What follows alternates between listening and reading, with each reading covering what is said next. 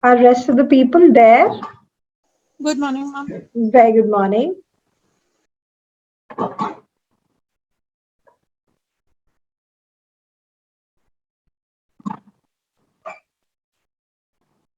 How should I pronounce your name? Is it Rith, Sucharitha? Is it Sucharitha? Yes, that's right. Sucharita. All right. Thank you, Sucharitha. Morning, Supriya.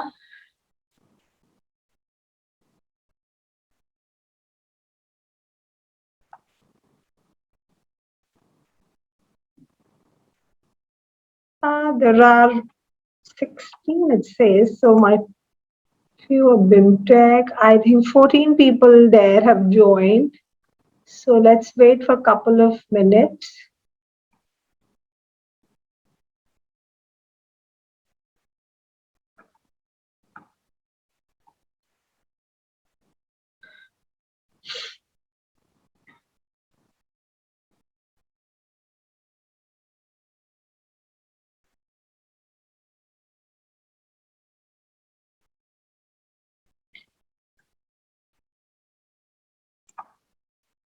So maybe meanwhile we can discuss how's our research journey going on. You people write papers, case studies, chapters. Any of you who's engaged in doing some research work? Okay, Supriya is a research scholar. Supriya, what's your area of research?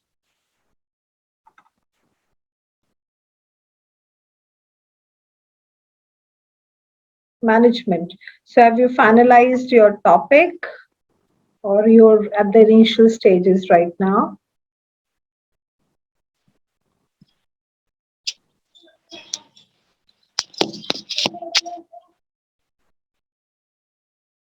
Okay.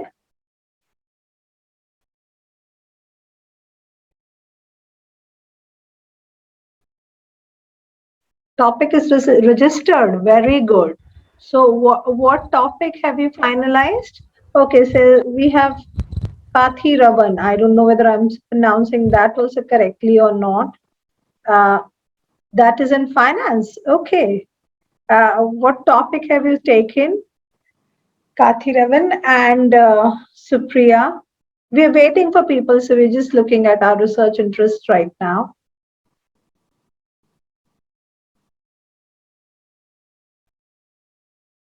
What is your topic, Supriya, if you can mention? Development of business model for ecotourism sites. Oh, that sounds interesting. So, from where will you effect of weather factor on Indian stock market? Great. That's pretty interesting. I can understand that is close to my heart too. Work in certain area. I primarily do work in the area of reporting. So financial reporting is what I work on.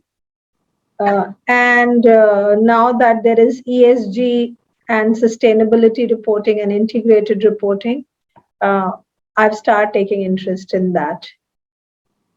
Effective weather factor. Okay, great.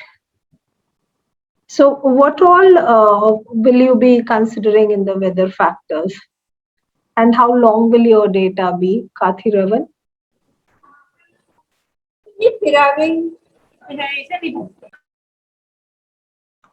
Yeah.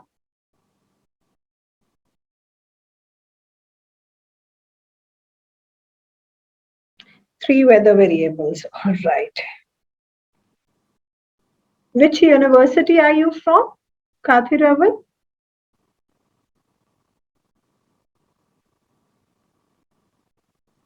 Temperature, humidity, and wind speed.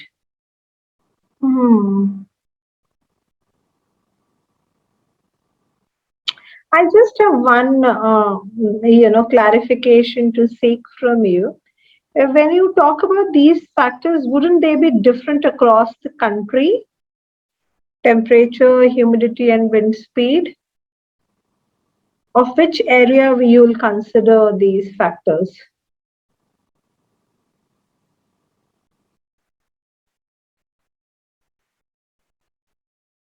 Hmm.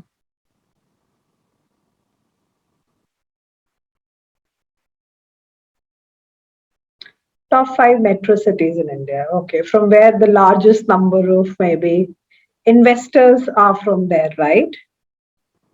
So will you get data from NSDL, CDSL as to how many accounts are from these particular areas, right? More than the population, I think, Athiravan, you need to look at people trading from these cities, right? So you need to get data of to justify why you've taken these 5 cities as to large number of investors. If we take investors data of India, we need to see top percentile from which cities is it coming from, right? So when you justify why, because anybody might come up with why these 5 cities. So you need to be sure of that, right? Great. Hina is doing on corporate governance in private sector. Very good, Hina. I have done some work wherein I related corporate governance with accounting conservatism. How companies report their financials conservatively if they have better governance. You all can connect with me maybe on LinkedIn and, maybe in future somewhere if I can be of some help. You can see my papers that I have published, done one or two, recently did a case study on ILFS, which was also about agency problems. So corporate governance was there, right? So you can have a look at that one, right? So are we? Yes, so we do have 20. Okay, Supriya, no problem at all. Whatever I know, I'm ready to share, right? That would, I think academicians' work should be of sharing knowledge, whatever they know. I mean, I don't claim that I'm great at something, but yes, whatever work I have done, I can easily share with all of you. Right? Okay, but I find this pretty interesting what Supriya mentioned. I mean, that's not my area though. Business model of ecotourism sites. Okay, interesting. This a bit I have studied what Kathi Ravan is doing or what Hina just mentioned. Some bit of work. Okay, very good. I'll like to have. Which kind of journals have you published in Kathi Ravan?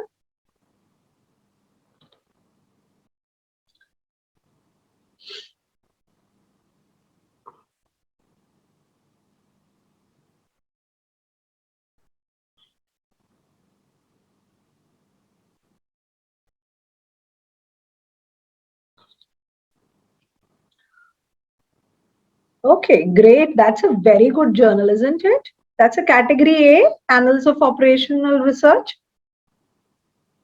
Oh, wow. Many congratulations to you. It means you're doing good work. Very good. Quality and quantity in B rank, very good.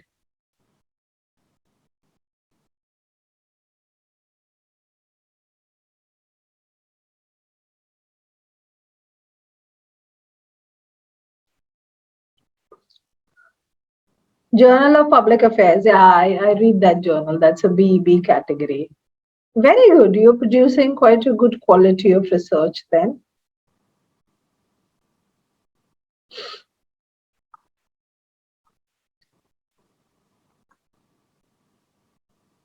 Cogent of Finance and Economics. Very good. So you have some great publications. Very good.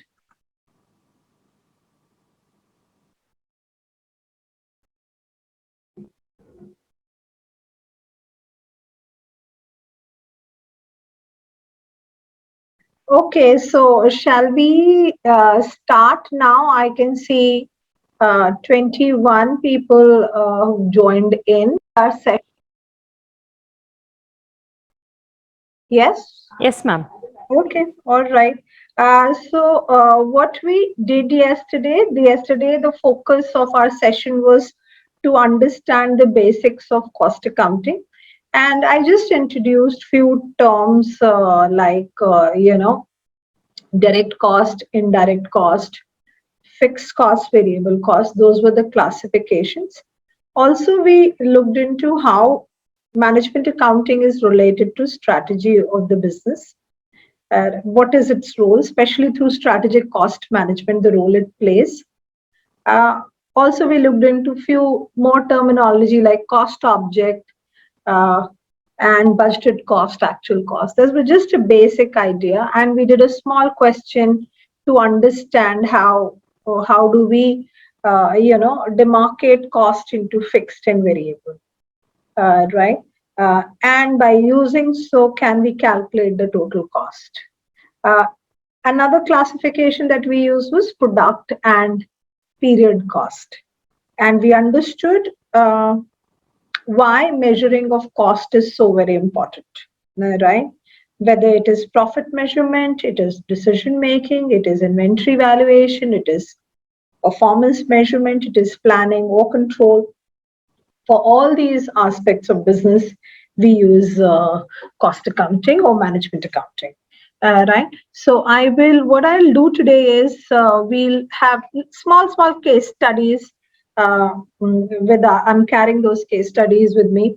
We'll go through those to understand how cost is helping us in many kind of decisions. These can be any marketing, HR, finance, or operation or IT relating decisions. So I'll just start with sharing of my screen.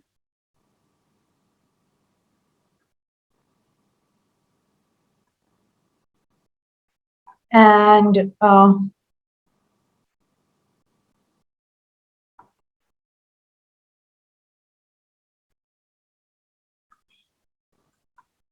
okay. So when I talk about cost for decision making, I want to start with a small situation.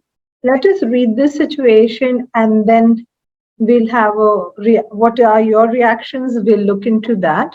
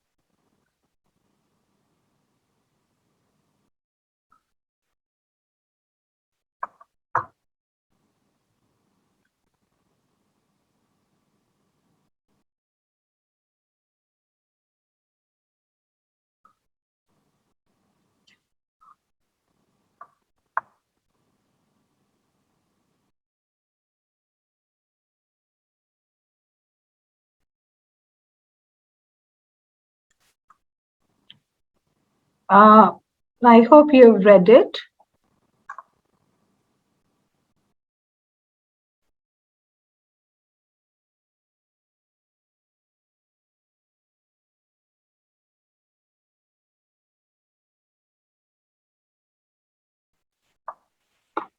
So here we are talking about Katrina Khan, who's recently used GMAT Success as a test preparation book and a software package. She liked it so much that she wants to get into that business only. Three pieces of financial cost and financial information given to us. She can purchase each package for 1200 rupees. That is one. Rent that she will have to pay where she wants to have this booth in an educational fair. The rent is 20,000. And it says there will be no other cost. So there are two costs given to you. One is given per package, which is 1200 rupees. And a rent is given as a lump sum, which is 20,000 rupees. And it says there will be no other cost should she rent the booth if she expects to sell these packages at 2,000 rupees each. So there is price given to you that she will earn per package. Okay, 2,000 rupees per package is her revenue. And this is given to you. And 1,200 rupees per package is her cost. And also 20,000 rupees is the cost. This is given, I'm writing in lump sum. Okay, doesn't say per package. So it's like a period cost for a month. Okay, lump sum. So if you were to take a call, will you rent a booth or not? That's where you have to help her. If you can do some calculation, basic calculation, and tell me under what circumstances will you be ready to rent this booth? Right? With just these three numbers.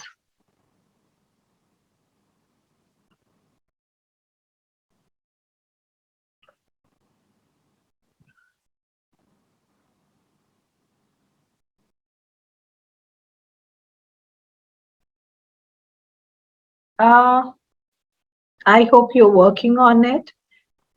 Problem with the online is I'm not sure whether you're working on this or not. If it's an educational fair, madam, 800 rupees she'll be getting per package as profit. And within selling, say, 2-3 packages, she will be into profit situation. So shouldn't be an harm. So she can take the risk probably.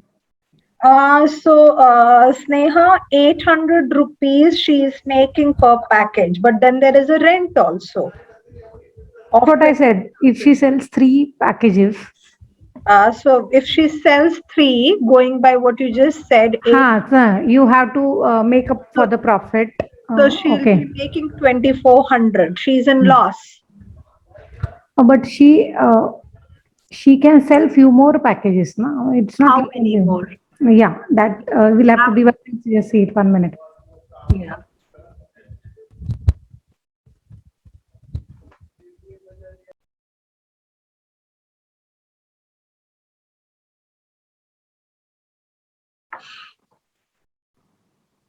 I have received 25 packages. Yeah. So two of you have written 25, and that's the correct answer there.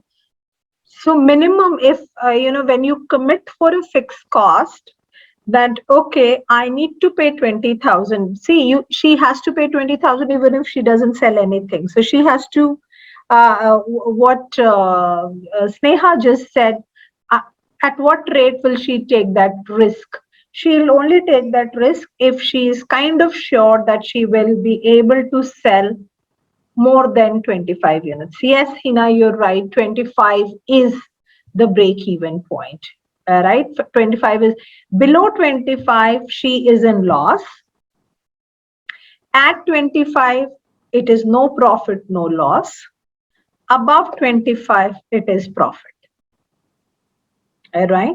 So if I use an Excel sheet here now to just put this into a formula, and which will help us in a lot of decisions that we take.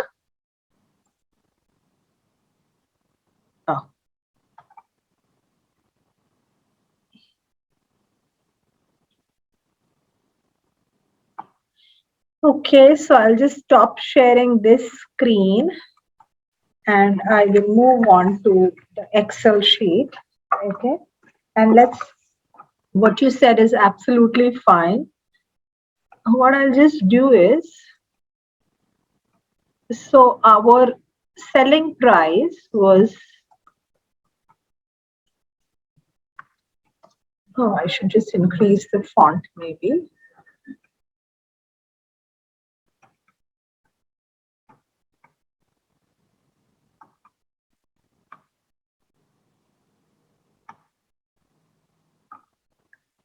Yes, so our selling price was 2000.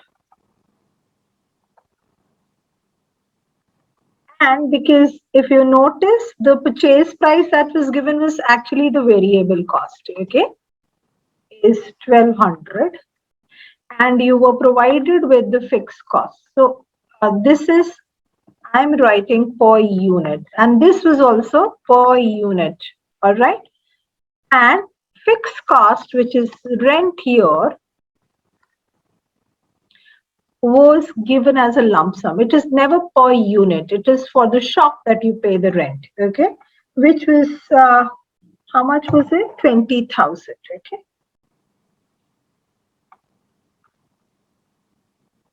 As this was given as lump sum. So if you fix this in a form of an equation, we know that cost plus margin is going to be my profit, right? So if I can request one of you to just explain how did you arrive at it. Yeah, Anshumani has also written 25. Anshumani, will you like to explain how did you come to 25 units? Anyone? I mean, those who've written their answers, one of you can explain. How did you arrive at 25? Anuj, you like Yes, to do ma'am. that? Yeah, Anshumani, please go ahead. Ma'am, this is Hina.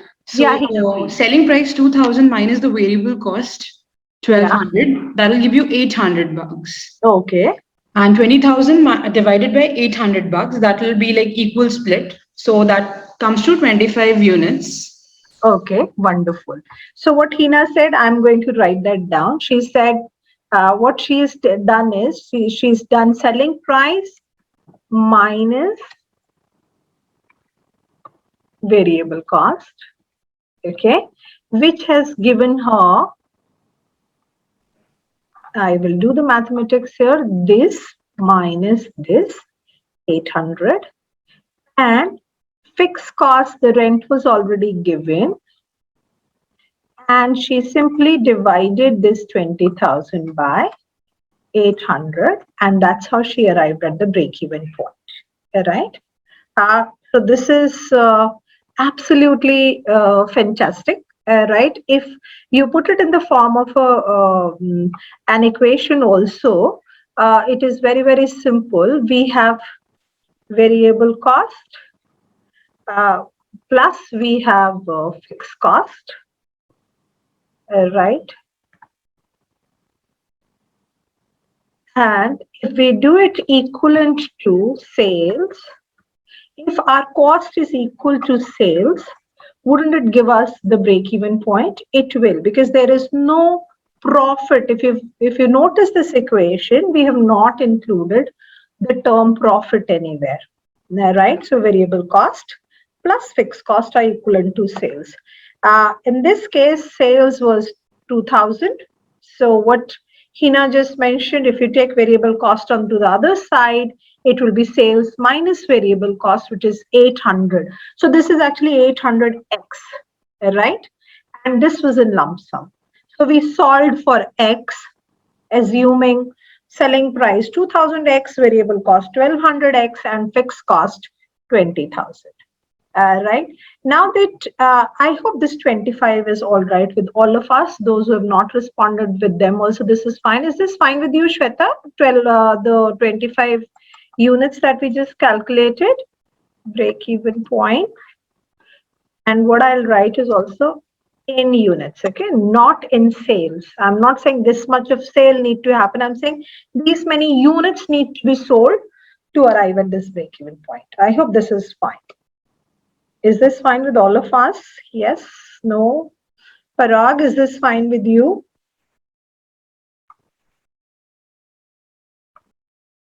Yeah? Okay. Hina says yes. Rest of the people also can please confirm if this is all right.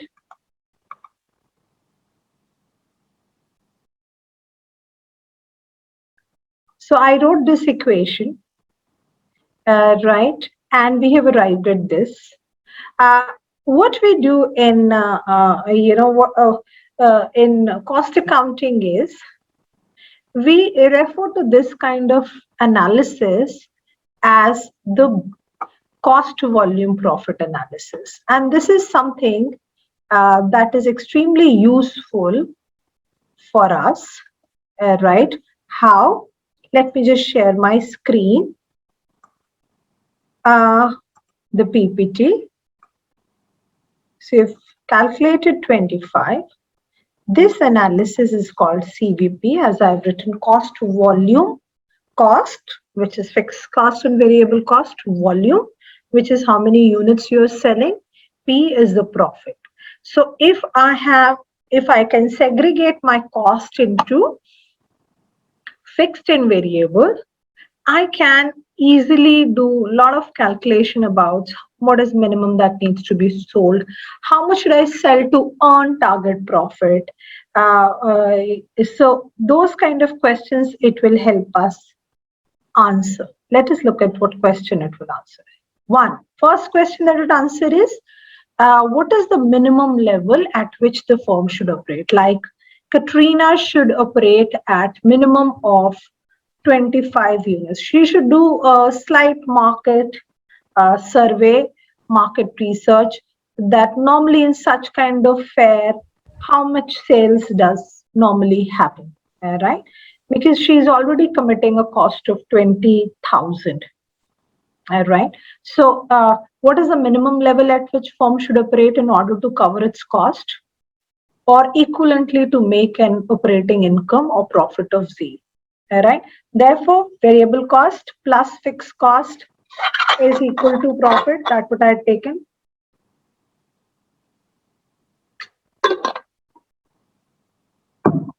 And second, it also helps us to arrive at how much to sell to achieve a target profit. So if I change this question and say, suppose Hina says, I want to earn minimum of 10,000 rupees, right? How much should she sell to achieve that target profit? Let's answer that question. What if, so I'm adding, what if Katrina wants to make 10,000 rupees as profit? This is a minimum that she wants to make. So my question to you is, how much she should sell?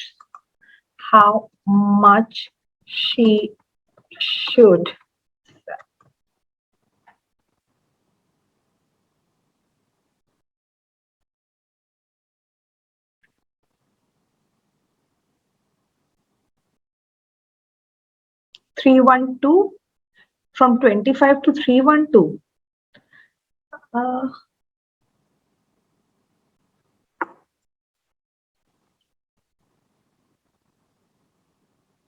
Is there a small error there?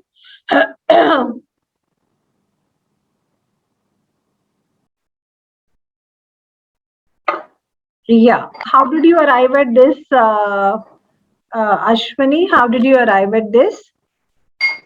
Ma'am, profit that she requires divided by the per unit 800 profit. चल रोटी बनाइए 12.5 plus 25. Yes. Yes. The बना original. हम नहा ले फिर जाइए कोई तो जना करेंगे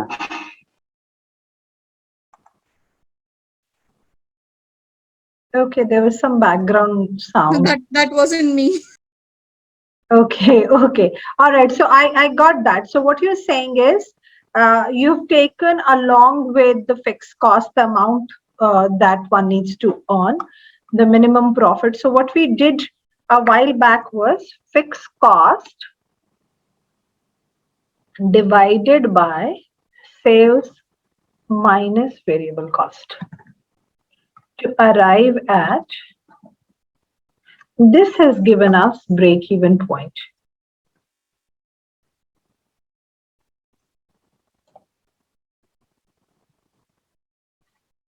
This is what we did. But when I asked you how much minimum she should sell, then what we're doing is we're saying fixed cost plus desired profit, right, divided by, again, sales minus variable cost, right. So in this case, what we are doing, fixed cost is 20,000 plus 10,000 divided by our 800, right? So 30,000 divided by 800 is what we have taken, right? So this, if we can classify our cost into fixed and variable, we can easily calculate how much to sell to arrive at the desired profit, right? So CVP analysis will help us do that as well, right? So let's look at what else it answers. What if my variable cost, fixed cost, or both changes?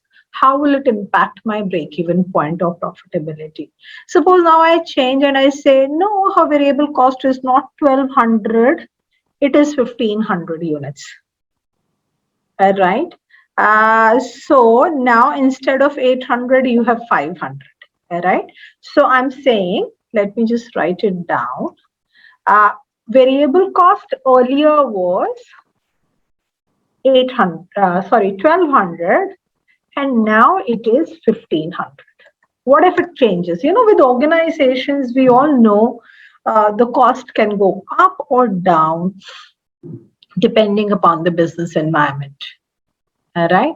So whenever there is any change in any of these costs, obviously it will impact your profitability. So CVP analysis will again help us to arrive at how much to sell to cover our minimum cost, or if we can also look at what if fixed cost is 25,000. Obviously, now that I've increased the cost, she has to sell more,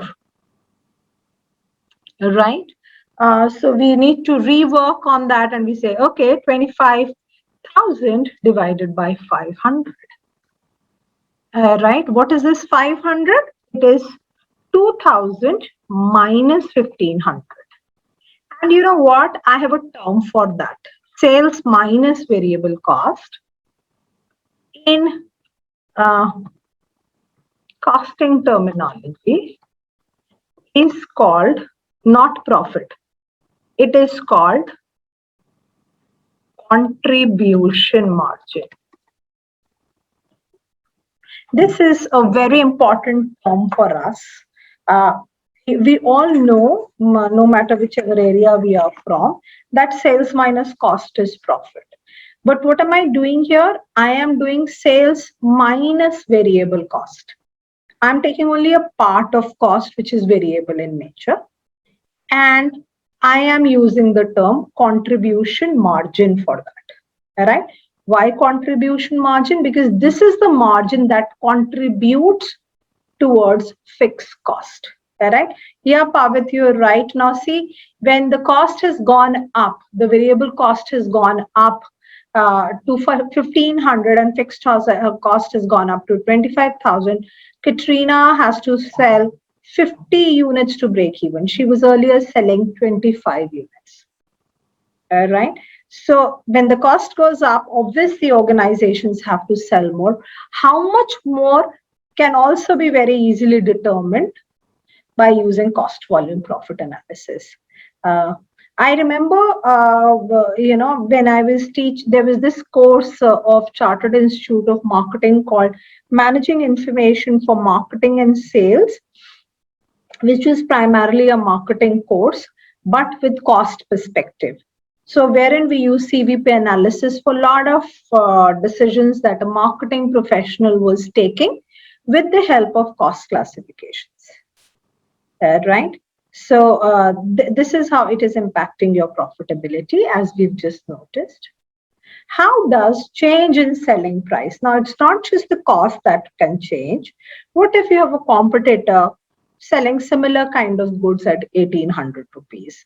I'm sure then you cannot sell it for 2,000 rupees. You will also need to revise your selling price, right?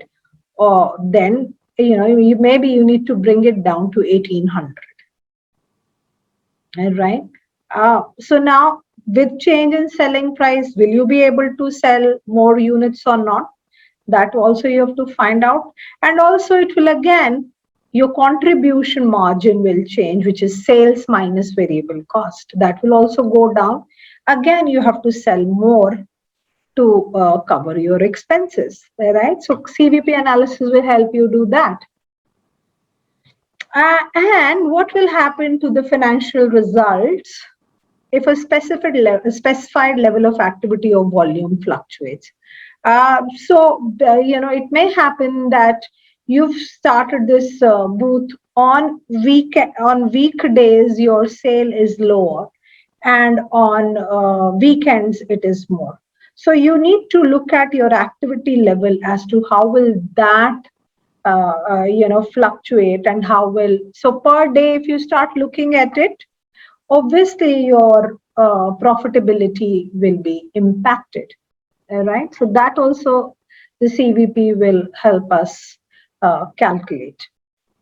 So CVP analysis here, while we are looking at the cost classification, let me just say this, cost classification that we use for cost volume profit analysis is fixed cost and variable cost, right? If I can classify my cost under these two headings, I can easily answer these questions, right? But there's just one condition. All this will apply only in short run. In a longer run, all our costs become variable because you can change it. In a short run, you cannot, right? In a long run, maybe Katrina will not like to open a booth, will like to sell, these packages from home or from online, right? Or maybe negotiate with the supplier to sell it at a lower rate. All that can happen if you put in more time to it, right? Is this okay so far? Full form of CVP is cost, volume, profit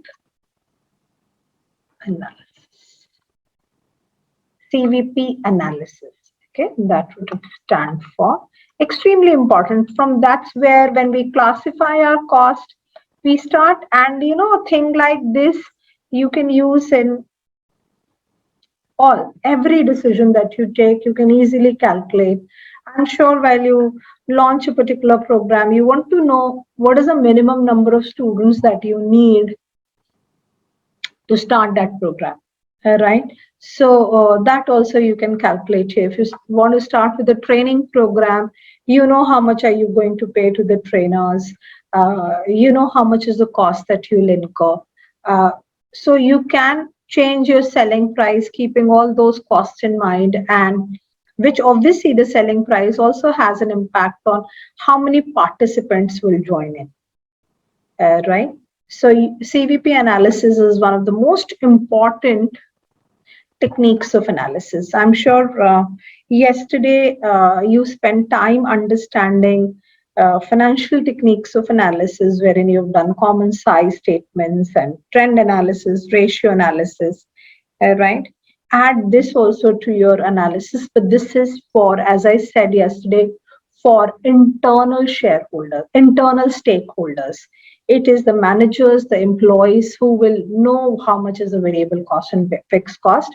We do not communicate this information to outsiders. Right? So CVP analysis is all that I'm going to teach now before lunch is all for insiders, that is managers. That's why it's called management accounting, because it is accounting for managers. And when I say managers, this manager can be anyone, can be a marketing manager, can be an HR manager, can be an IT manager, can be an operations manager, who's using this information to take any of those decisions. I hope this is fine. Is this fine? All the 6 questions that the CVP analysis is trying to answer. Yes. So this is how we present this information, right? So we all know that sales minus cost is profit. What this particular statement is doing, it is segregating cost under 2 heads. One is variable cost, other is fixed cost. We are paying more attention to variable cost because we know that in short term, you cannot do much about the fixed cost. If you've already, paying rent, you cannot change it, it is there, right? But in a long term, you can find out which other place should I take on rent, right? But in a short term, if you've already started a business, you don't have time to change that cost, right? But in a short term, you can pay more attention to variable cost, right? So if you notice this statement carefully over here, you will see that we have written selling price, I have written per unit, minus variable cost, and that's the term I told you a while back, is contribution margin per unit. If I multiply that with quantity sold, I will get the total amount minus fixed cost, and then I'll get operating income. Let me just do one thing. Let me just use this for the question that I have already done with you.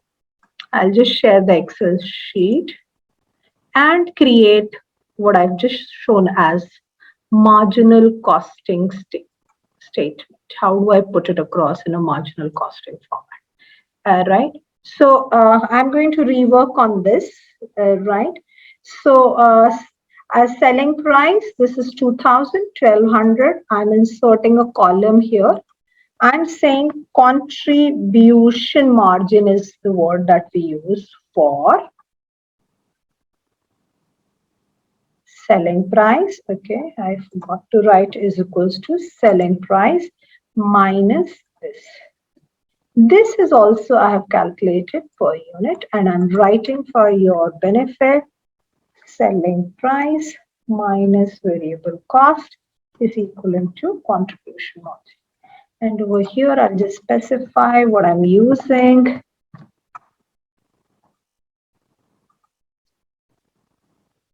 The way we have, the accounting equation in financial accounting, which we use throughout the course. Similarly, we use this also in all kind of decisions. I'm going to take many, many of those today. So wherein I'm going to use this. Okay. So let's assume you are selling, say, 60 units. Okay. Let's assume Katrina is selling 60 units. All right. So now I'm going to calculate total contribution for 60 units. All right. I'm assuming she's selling 60 units. So all I'm going to do is 800 into 60. Right. And that gives me 48,000. This was not per unit. Okay. This is, I have taken it as a total amount for 60,000 units. Okay. 60 units. Right. And this, as I said, I'm calculating contribution margin multiplied by quantity sold. Okay.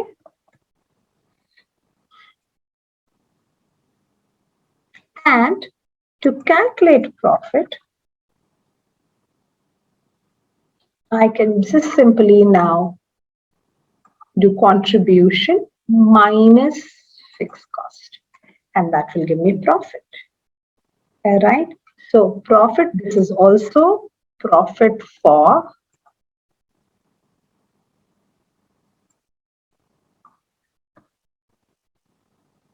60 units. All right. Some of you, if you've observed, you can simply do selling price minus all the cost and arrive at profit. You will get the same amount. But as I said, what is our focus? Our focus is this margin. Okay. Only if this is positive. Now, this is an extremely important statement I'm making. Only if this is positive, I will think of doing business. If my variable cost is more than selling price, I should not be doing business because I'm unable to cover even the variable cost. What's the point of doing business? All right. So first is this particular cost, which is variable cost that I'm trying to cover, and I'm trying to make this money. If this is positive, I can at least recover some amount of fixed cost to start with. Normally what will happen is, in a startup, this might be positive, but the units that you're selling is pretty low. Say 2 units, 5 units, you've started. You might be in loss, but your contribution margin might be positive. All right? That's the point of segregating the cost into fixed cost and variable cost. To start with, an organization will try to recover the variable cost because they know that fixed cost is huge. You can see that this 20,000 is huge as compared to this 1,200 rupees per unit. Right? Is this all right? Is this making sense? I should hold on for a minute to take your questions. Is this fine? Is this making sense? If you can kindly confirm. Yes, ma'am. Yes, ma'am. This is fine with all of us. Okay. Any questions? Okay. I hope the presentation of the marginal costing statement is fine. Simple, very simple, and a very powerful way of writing the cost to arrive at many kind of decisions, which I'll be talking about in some time. Okay, so if this is fine, I'll stop sharing and I'll go back to what I was doing, the PPT that I'd shared a while back. So this is what we were talking about. This is like an operating income. And obviously, the way you have calculated margin ratios, you can calculate the contribution margin ratio. All right. In this case, your contribution margin was 800. You can divide it by 2,000 to determine what is your ratio. All right. So this is higher. This is obviously with any margin ratio, higher it is, better it is. All right. So if you have to compare, now this is again a very powerful thing here. If you have to compare within the products that you're launching, if you have 10, 15, 20, and you have limited capacity, you will look at it, which one is giving me highest contribution margin so that I sell that first. This is based on my own experience. I'm going to share this with you. Where I stay in my society, there was this gentleman who still is running this cardboard boxes that they make, carton factory, right? So a huge demand. Their factories in Noida. So I said, I wanted to develop a case study then. Though that case study never happened, but I visited them to understand what they do. So they were making these boxes. We all know that everything in today's world come in a form of a box. Let it be pizza, a round pizza in a square box, right? Let it be a burger, right? Let it be a tube light, let it be a bulb. All of it comes in a box, right? And they were manufacturing those boxes, right? So I asked, Mr.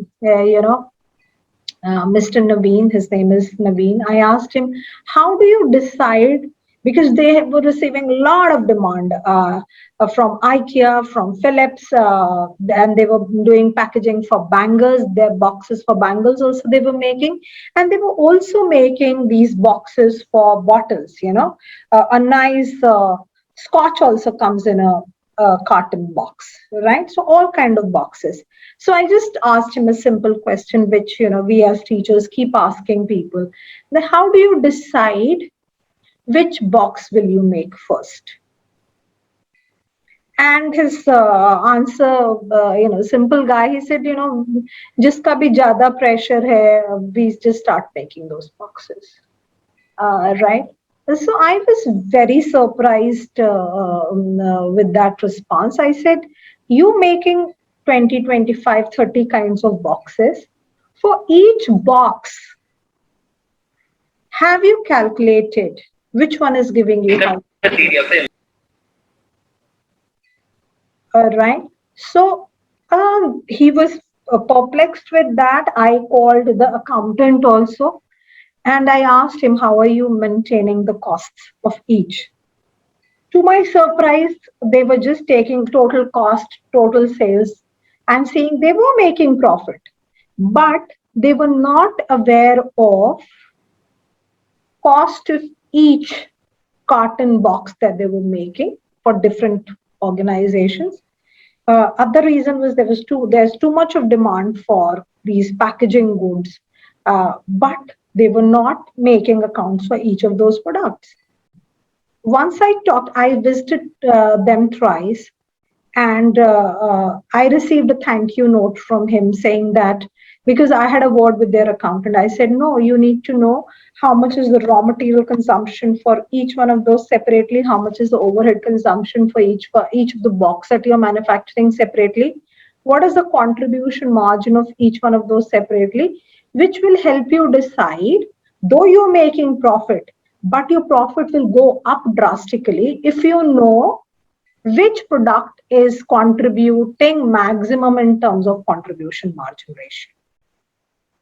And I received a thank you note, and he said, why don't you just keep visiting our factory, because now we know how to put it across. So I did a small consultancy with them, free, because he was a neighbor, and he never wanted to share the cost information, so I did not convert it into case study. Maybe in future I will.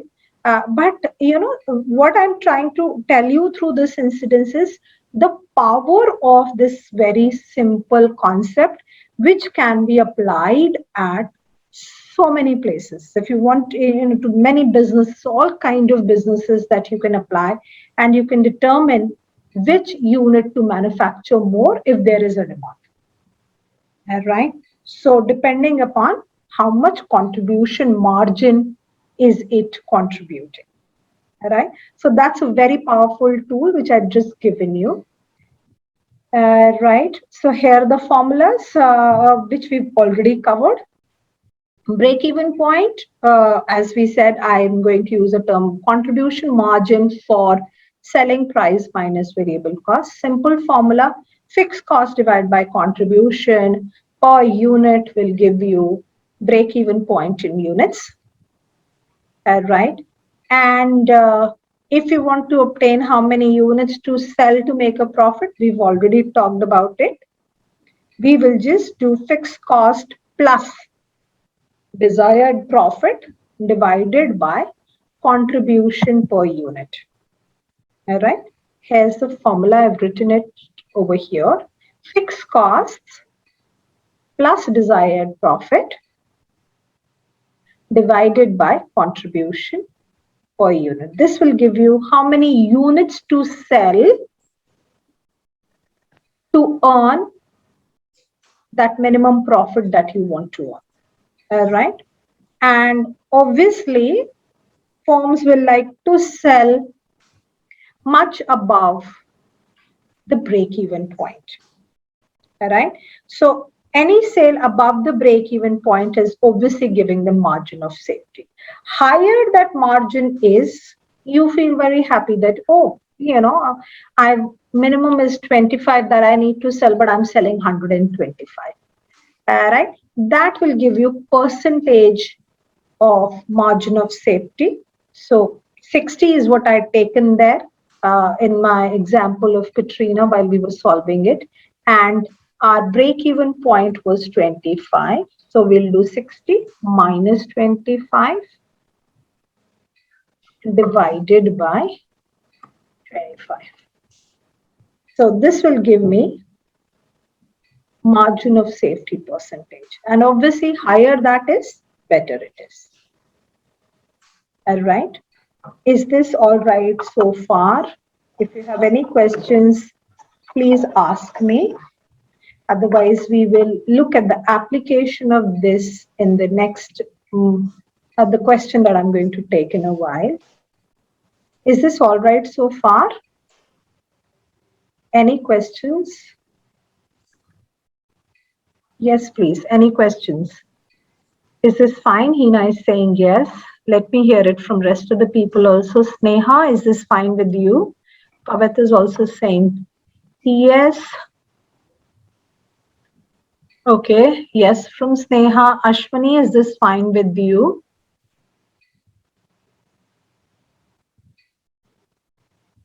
Amudha, if you can also confirm if this is fine. Shweta, kindly confirm.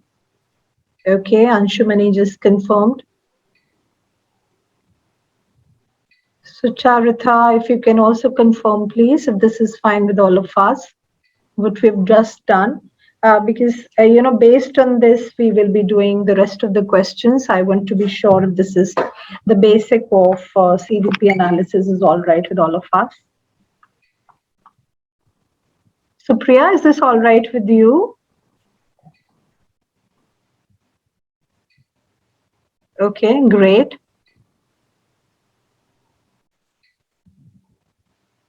I haven't heard from Noor Alam Khan. Noor, are you around? I'm addressing each one of you with your first names, and that's what we normally do here, but I hope that's not a problem with you people. Noor, is this all right? If you can please confirm if you're around. Anuj, if this is okay with you. Yes. Okay. Great. Okay. Okay. Okay, Supriya missed the middle session. Okay. Supriya, to give you in brief, we were talking about break-even point, which is fixed cost divided by contribution margin. And to calculate how many units to sell, it is fixed cost plus desired profit divided by contribution margin. All right. We've just kept it very simple. Right. Now, what we are going to do is we're going to apply this to as our focus is on cost for decision making. Let's take a decision based on what we've just learned. Okay. So those who missed, this was the formula. Three formulas that I've given: fixed cost divided by contribution margin, fixed cost plus desired profit divided by contribution margin, and expected sales minus break-even sales divided by expected sales for margin of safety. Now, what I'm going to do is I'm going to come across this decision, product mix decision, with capacity constraints. What if I have limited capacity? How do I judge which product should I manufacture more? What should be the mix? Right? In today's world, you will not come across an organization which is just selling one kind of product. Majority of them will be selling many kinds of products. Right? So let us look at it if we face any constraint. Okay, our program director has just posted the attendance link. Kindly use it and mark your attendance. So I'm going to give you a question here, wherein we'll use what we've just learned here.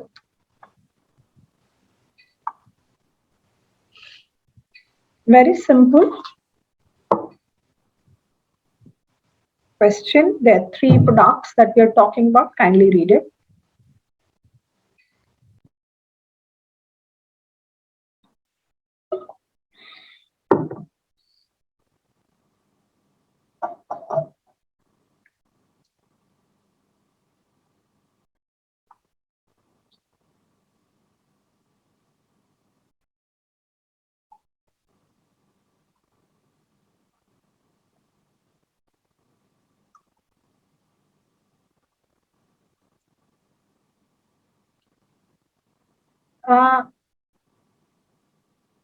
I just posted the attendance link that was shared by our program director, Dr. Girish Jain.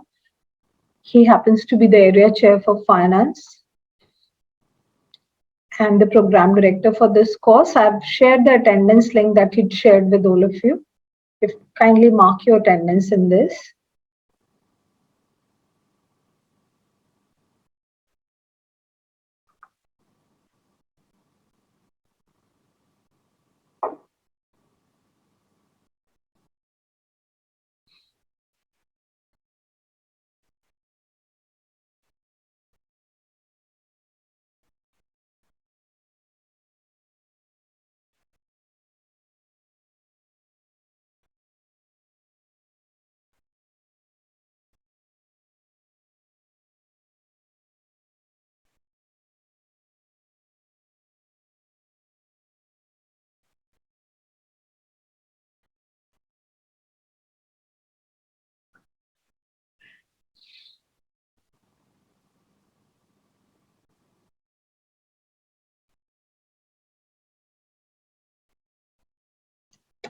Okay, so here I have given you a small case wherein there's this company which is manufacturing 3 kinds of products, product X, Y, and Z.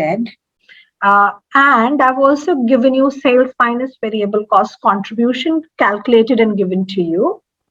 Per unit is 12, 10, and 6 respectively. And machine hours that each of these component uses also given. And the demand is also given. Now, what has happened in this company is there was a breakdown of the special purpose machine, which has brought down the capacity to 12,000 machine hours for the period. Can we meet our demand of 2,000 units for 12,000 machine hours? Let us check that first, right? So, and let us first of all check that. So we have our 2,000, I'm starting writing in the chat window, we have 2,000 units of X, and how much hours do we need? We need 6, which makes it 12,000, right? For Y, we have again 2,000 units.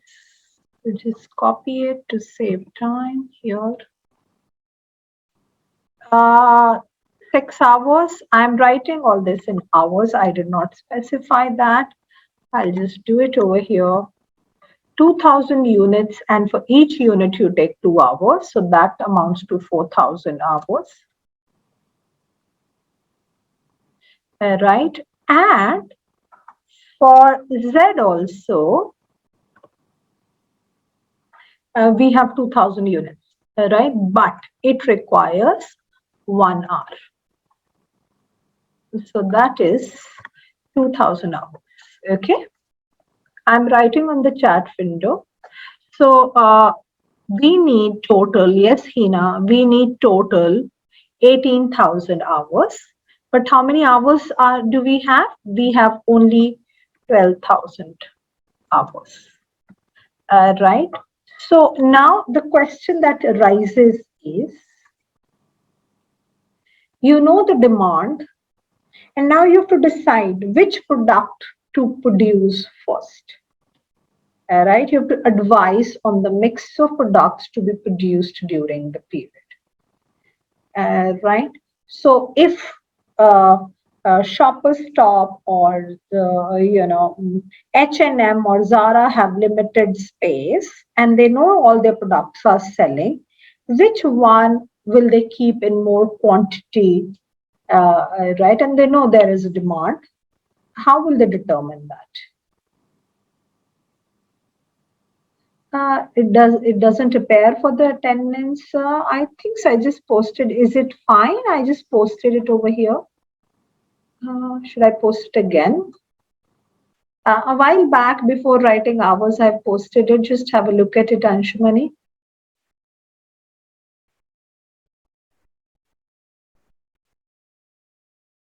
Else, after doing this question, we can, look at it again. Okay. So now the question you have to answer is, which one will you produce first? Why? And how much profit will you make?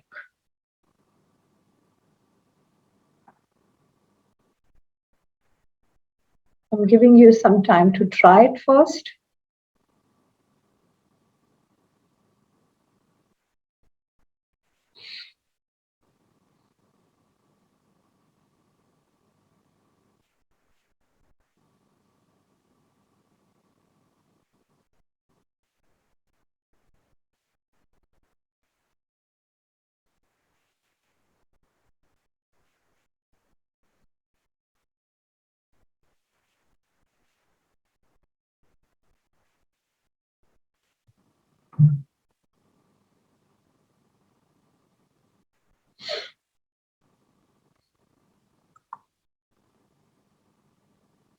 How do we calculate that? That's what the question is, Hina. How to calculate the most profitable product mix? How much, so to put it in even in a simpler language, how much of X, how much of Y, and how much of Z will you produce? Ma'am, I do not know the correct answer to the calculations to it, but what I feel is in lesser time, which will contribute more profits, probably we'll have to calculate or we'll have to do a probability testing on all the three products and, combination of whatever all the 2 or 3 products which gives us highest profitability, that particularly we'll be going for. Your logic is 100% correct. And just one small correction in your logic. You've already been given estimated demand. So probability of all this is, let's assume 100%. Right? So we have demand of 2,000 units each of each of these products, which require 18,000 hours, right? Which we just calculated by multiplying units with hours, and we calculated we need 18,000 hours.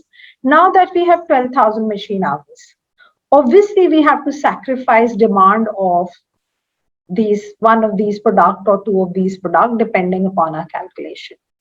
So my question is, which one will you sacrifice and why? That's what my question to you is. So ma'am, probably which is not giving us more profit, we would be sacrificing on that. So look at this data, 12, 10, and 6. Yeah. So I think Z will be the product which will get sacrificed. Like we won't be able to produce whole 2,000 units. Probably only some part of it will be able to produce since we have limited capacity of 12,000 machine hours. Wonderful. Anyone else who would like to add to this answer? That's a perfect answer there. Just a small correction that I'll make in a while before, but I want to take others' views also. Pavit, will you like to add something?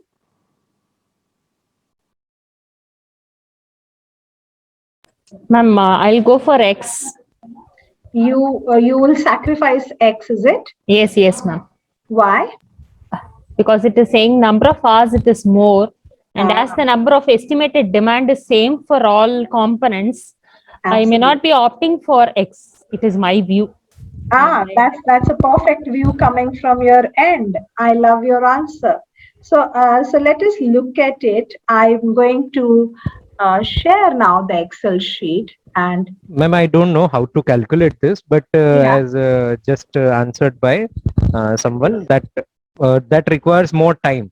So we have to trade off between that X and Z. Y is in the middle range. That we can, yeah. Absolutely. So let me just write this for you: X, Y, and Z, and we have contribution margin. I'm using short forms, which is 12, 10, and 6. And we have been given machine hours per unit. So MHPU, machine hours, or should I write? I don't know. I shouldn't confuse you. So I'll write machine hours per unit. Okay. Which is in this case, this one needs 6 hours. This one needs 2 and 1, and demand in units given to us is 2000. Okay. So one is, how do I rank? So here we are facing a problem of ranking this. If I was not provided with this information, I would, go for this. I should have taken this as well, just to mark. This stands first. Okay, I should have produced this first, then this, and then this. But what is limited? What is available in limited? The question says the machine hours to us is available in 12,000 hours only. We'd also calculated that it needs 18,000 hours. So I'll just do a small calculation, this multiplied by this. This is just to see whether there is some limitation or not. So if I sum it up, 18,000 hours. Right. So now that I know I need 18,000 hours, but I have only 12,000 hours. What I'll do, as very clearly pointed out here, rather than using contribution margin, in case of constraint, what I'm going to do is I'm going to do another calculation, which is going to be very useful for me. And that will be contribution margin divided by limiting factor, whatever that factor may be. In this case, the limiting factor is machine hours. Right? In this case, it can be labor hours, it can be anything. What if there is this boutique which has a fabric which is very much in demand but has only 2,000 meters of that fabric, which dress to make, right? So in that case, our limiting factor is the cloth that is available. Right? For an institute, we want to run many programs. What is the limiting factor? The number of faculty that is available to do that. Right? So limiting factor can be anything given in that particular case. In this case, it is hours. So if I calculate this now, I will get to know how much per hour. So this very specifically tell me how much margin am I making per hour. So now your ranking, which was 1, 2, 3 on the basis of contribution margin, has changed to 3, 2, 1. Isn't this 1? Because per hour, it is giving you 6. Right? हर घंटे आप कितना कमा रहे हो? 6. As compared to 5 and 2. So this is my rank 1, this is my rank 2, and this is my rank 3. Right? Rank on the basis of contribution margin or limiting factor. So whenever you will have any limiting factor, you will calculate these two things here. Right? this. And then accordingly decide. All right. Now, I hope this is fine. Is this logic fine? Is this what I'd calculated? Contribution margin per limiting factor. Hina says it's fine. Others also, please confirm it. If this is all right, what we just calculated. Supriya, is this all right with you? Pavet, Anuj, yes, yes. Suchitra also says fine. Okay, great, great. All right, great. Okay, so now that we've calculated this, let's apply it. Right? How do we apply it? Anyone with any, does it have a specific name? Yes, Ashwini, it is called contribution margin per limiting factor. The name that I've written here is the name actually. Right? So we are using this now that I know that I am making. Sorry for the interruption. Let me continue. Who started talking? Kindly put yourself on mute. Okay, so now that I know this, what will I do? I will make this one first, that is my Z unit. So let's do it now. So I am making this first, 2000 units multiplied by how many hours does it need? 1. So 2000 hours used, that is rank 1. So I'm writing over here Z and then I'll write Z first and then Y. Okay. So business to consumer. Let me, pick up.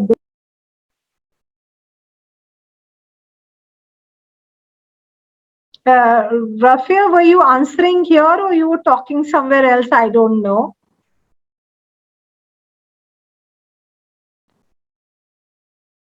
Okay, so Y, we have again 2000 units.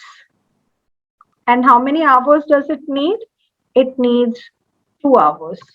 So 4000 hours. How much total do we have? So I'll just write here in units also and hours.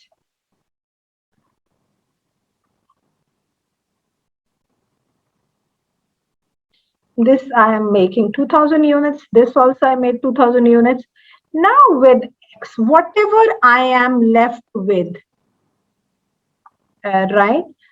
That is 4 plus 2 is 6000. I have 12,000 in all. So I'll do this, or I can easily look at cumulative hours, right?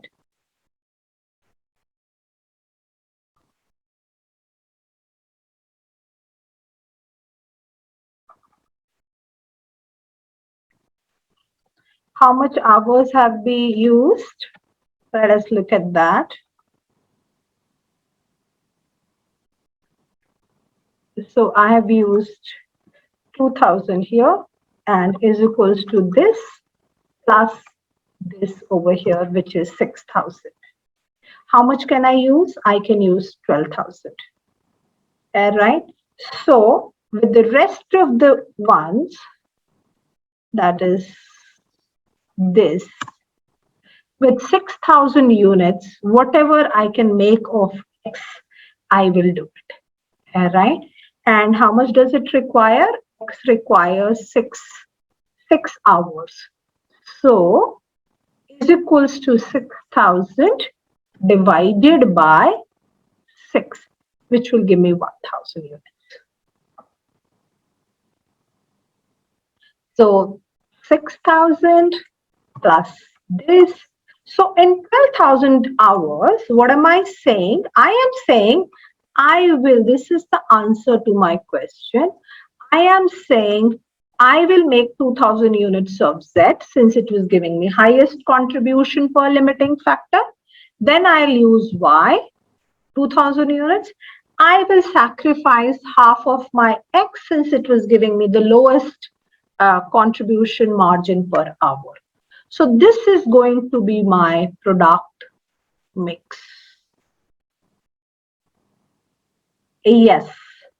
Yes, Anuj, yes. Absolutely. So I hope this is fine with all of us. Is this all right?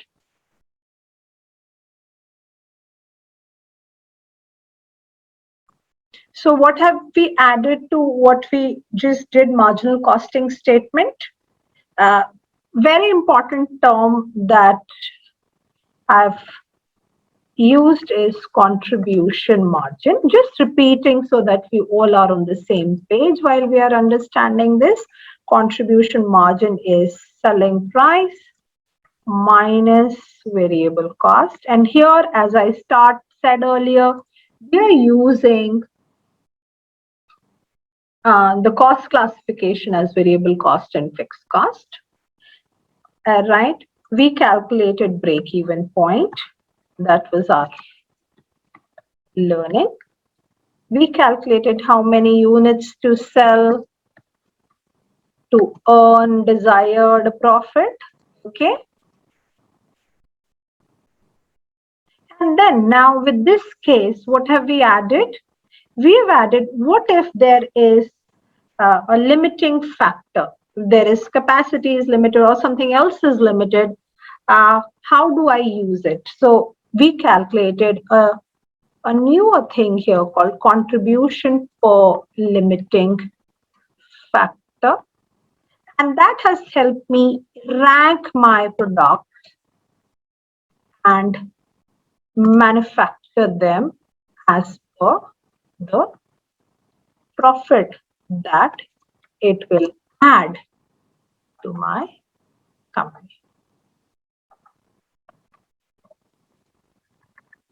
And now I have a question. Okay. Here I have used, I hope this calculation is fine. If this is fine, if you've understood it, I'll stop sharing and I'll ask you another question. Is this fine? Yes. Yes, Hina is saying yes. Wonderful. So I'll just stop sharing this. Okay. And I have a question. In this case, we have taken limiting factor as 1. What if company has more than one limiting factor? In this case, machine hours was limiting factor. Okay. Just one limiting factor. So we calculated contribution per limiting factor. We did the ranking and we started manufacturing, right? Now, what if we have labor hours also as limiting or material availability is a limiting factor?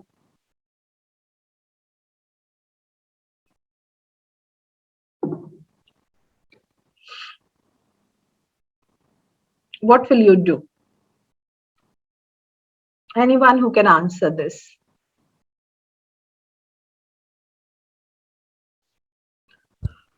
Can you repeat the question, ma'am? I'm saying in this particular case, what we have done is we have taken limiting factor only one limiting factor, which is machine hours. I'm asking what if your company is having more than one limiting factor? How will you arrive at a decision of product mix? Based on limiting factor, we have to rank the products again. So if there are more than one limiting factor and one is giving ranking of 1, 2, 3, other is giving ranking of say 2, 3, 1, how will you decide?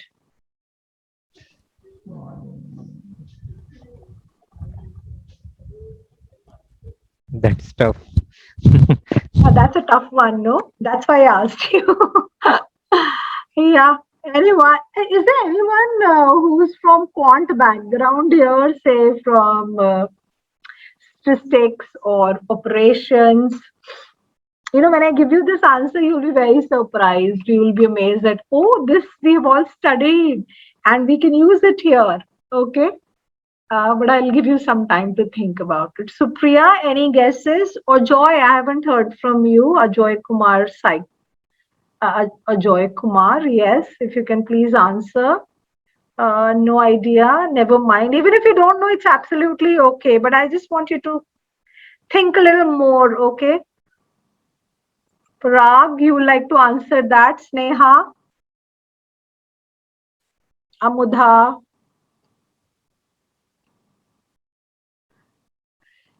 What if we have more than one limiting factor? How do we decide on the product mix?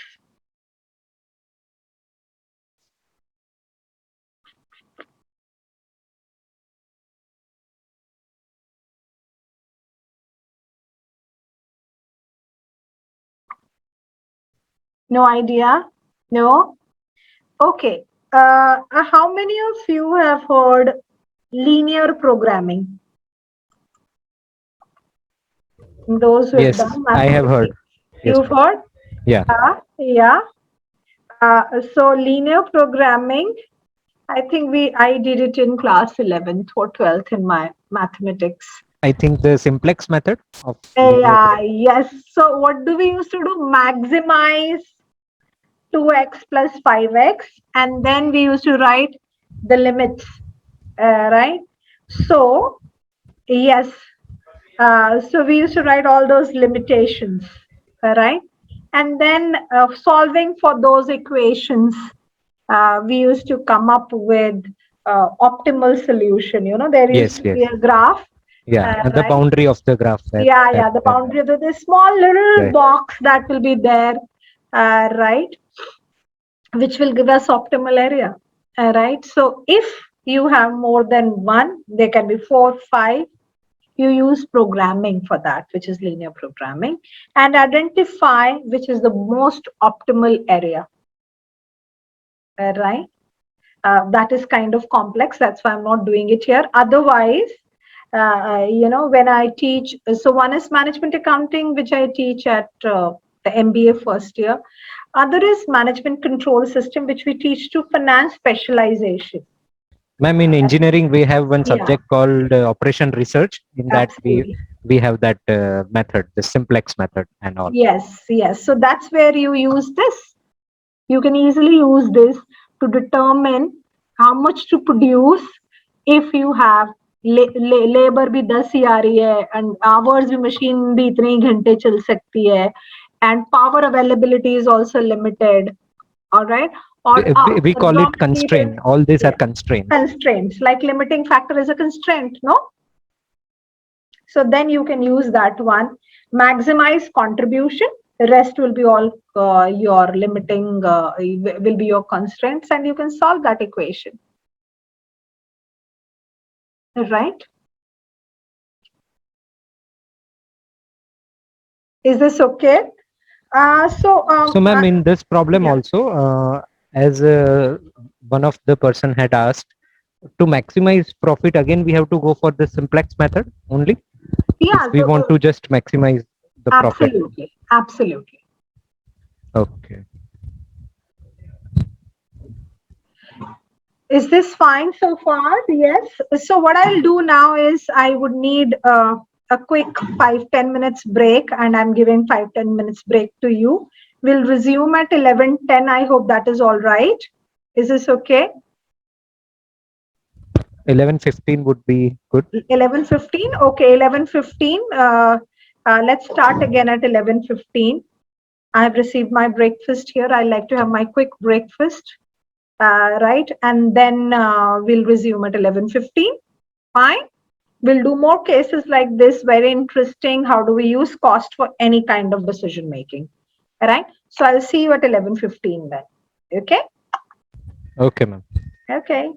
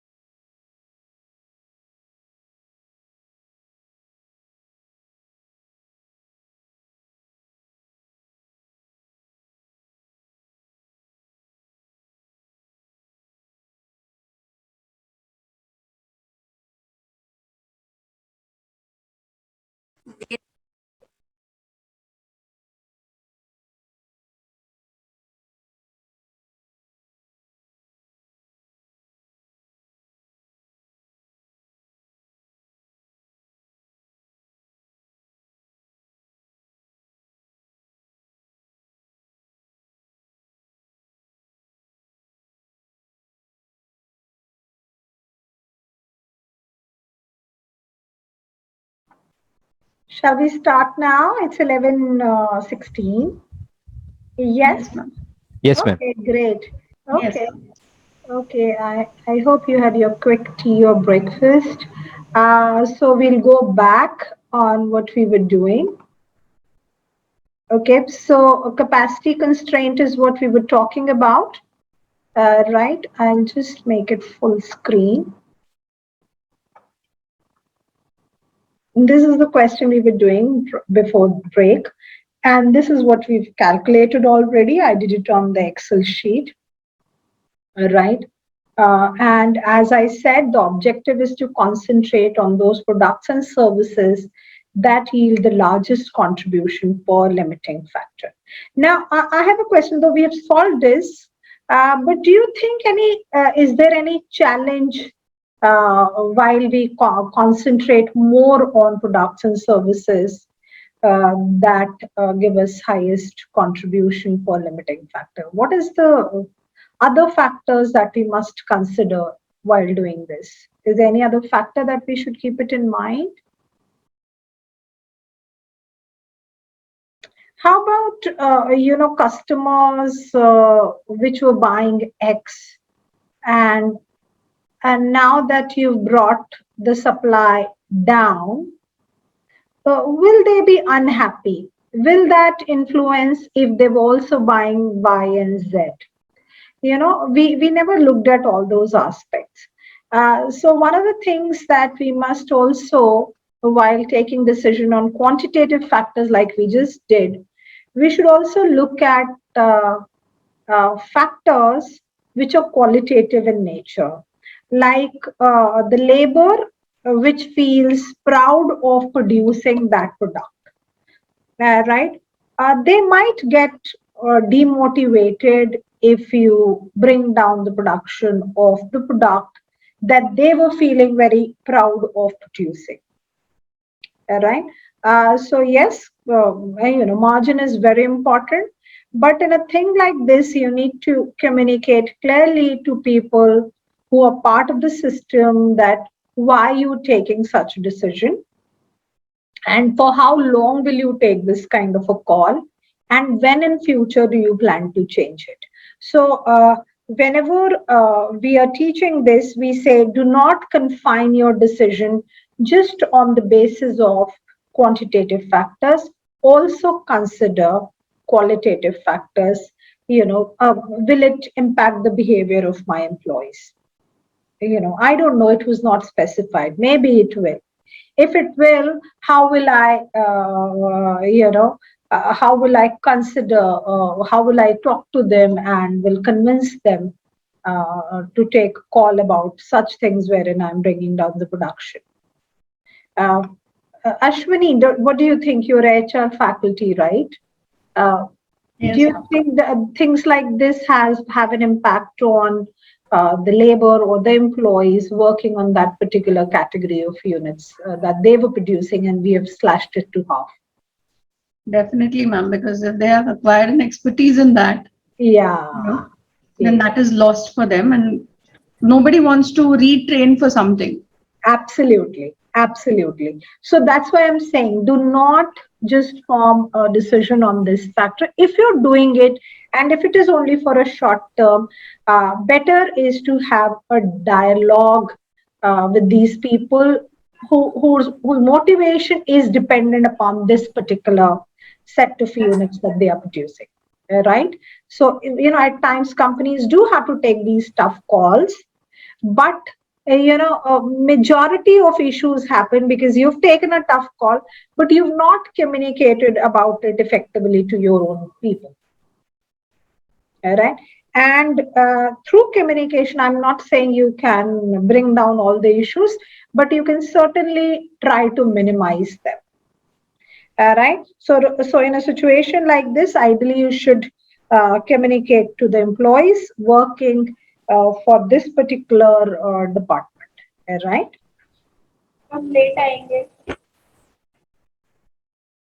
Okay, so let's go further. I'm giving you another situation. Kindly read it. Earlier we were talking about Katrina. Now we are talking about Karan. Please read it.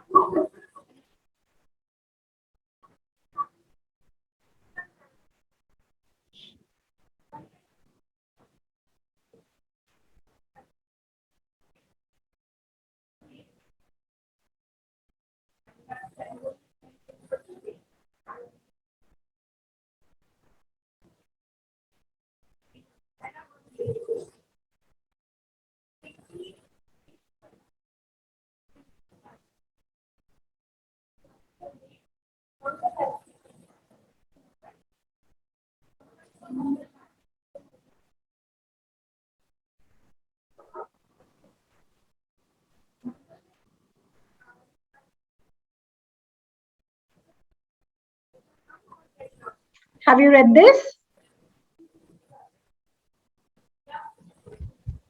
Yes. One more minute, ma'am. Okay.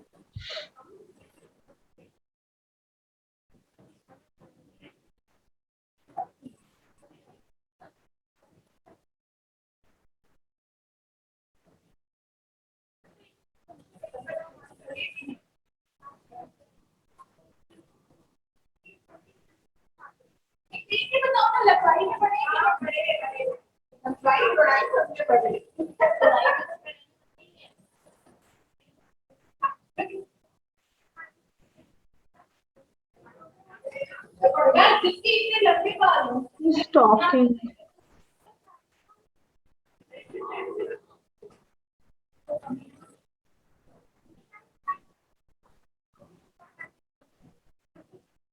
I hope you've read this. Yes? Yes, ma'am. Okay, so let's move on to the next one.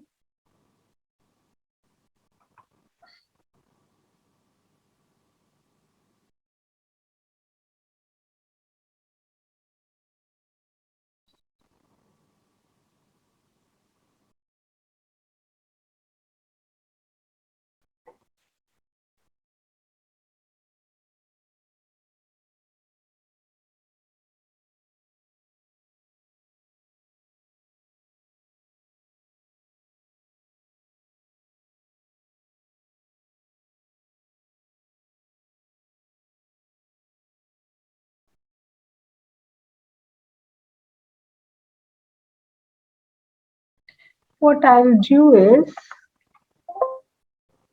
this one I'll just copy paste in the chat window so that you can use it along with the this. Okay. Along with this, okay? Because you need both pieces of information. This is given to you.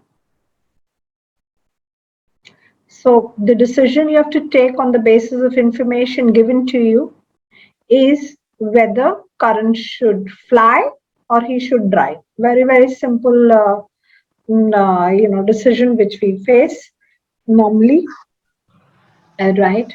So you have to look at all these cost factors, right? And any other thing that you think needs to be considered, please include that as well.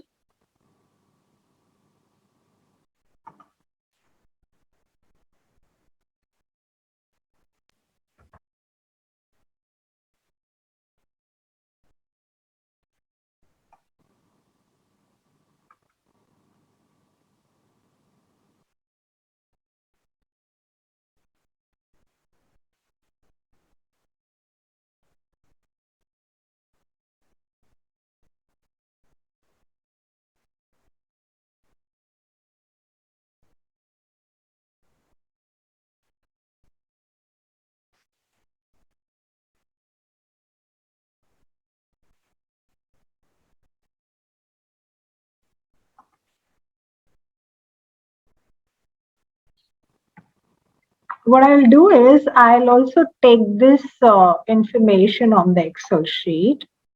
Okay, we've been using Excel sheets here, so that we can work on it. Okay, it doesn't work like this. Just a moment.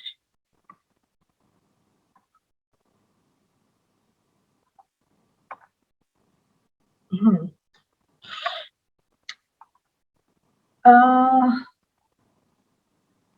So I pasted the first part here, and here's the second part. I hope you can read this. I'll just increase the font a little. I'll zoom in here.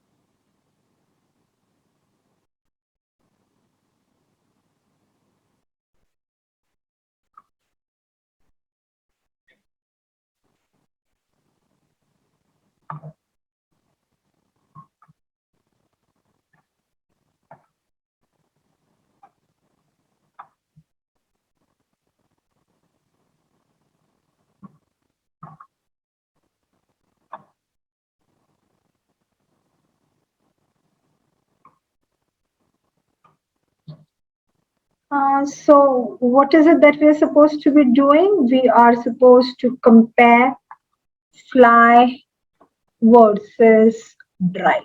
This is what we're supposed to do. If you can write down the costs that are involved in these two options, option 1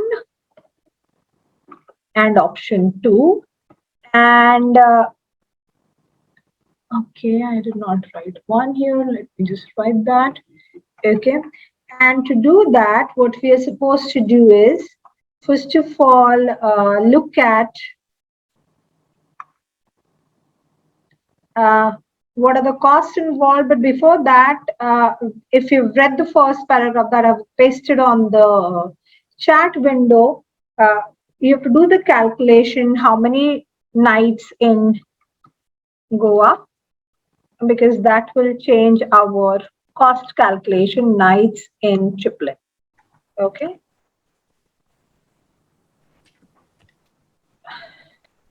sector वाले में problem आ रही है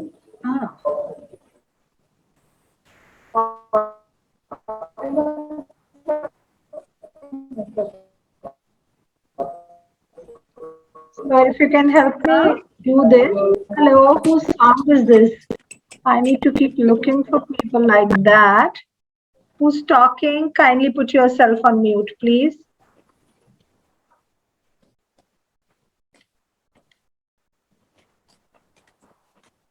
One-way journey or two-way? Two-way journey, Supriya.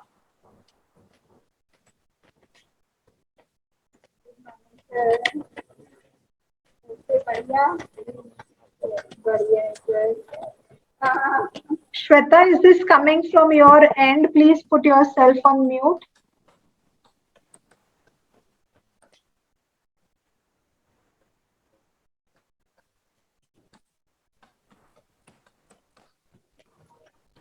How many nights in Goa in the first option when you're flying? When Karan is flying?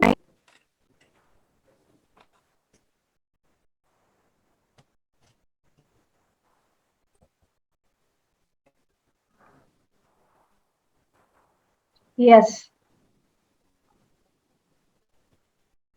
Kindly read the paragraph that I've pasted there. 7 full days. Okay. So since you pay on the basis of how many nights you spend, so 2 nights. Okay, Pavit, great. So 2 nights in Chiplin if you're driving and 6 nights in Goa. Yes? Am I correct? Is it not 5 nights? Nights, 5 nights. 5 nights. Is it 5 nights? Yeah. Let me just read it. It says, if he drives, he will leave on Saturday, stay in Chiplin Resort Saturday night. So Sunday night, Monday SM T, Wednesday, Thursday, Friday, Tuesday, I forgot to write. Who's talking again? Please put yourself on mute, please.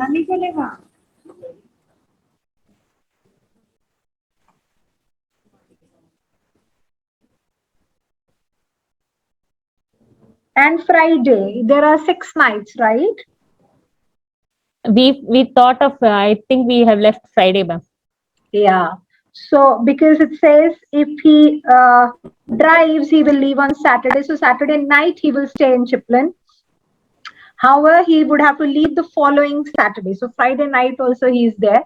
These are both Saturdays and Saturday. Okay. These two are Saturday and Saturday night. Right. So, 6 nights in Goa, 2 nights in Chiplin when he drives. And when he flies, it simply says, if he flies, he will leave on Saturday morning. So from Saturday, and he will fly back on Sunday. So all 8 nights over here. First is this clarification.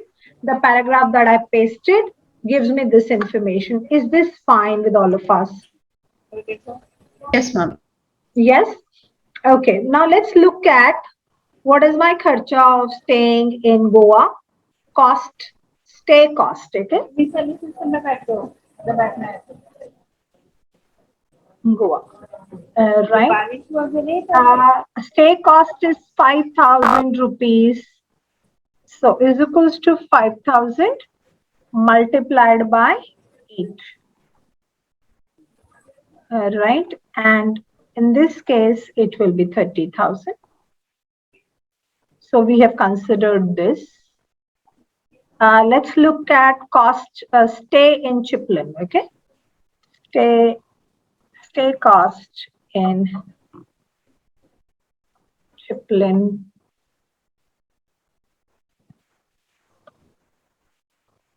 Which is how much? 2,000, right?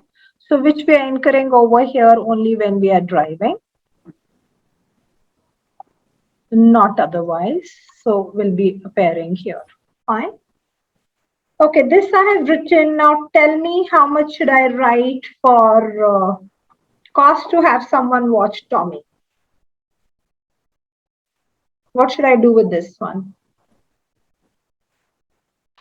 Madam, 7 to 500, 3,500, ma'am. Okay, cost to watch Tommy. So this is, it says 500 rupees per day. This will be 9 days, right? In both the cases, because you're starting in the morning, that full day you have to pay to watch Tommy, someone to watch Tommy, 500 rupees you're paying per day. So 4,500 in both the cases. I'm just writing whatever you will tell me to write.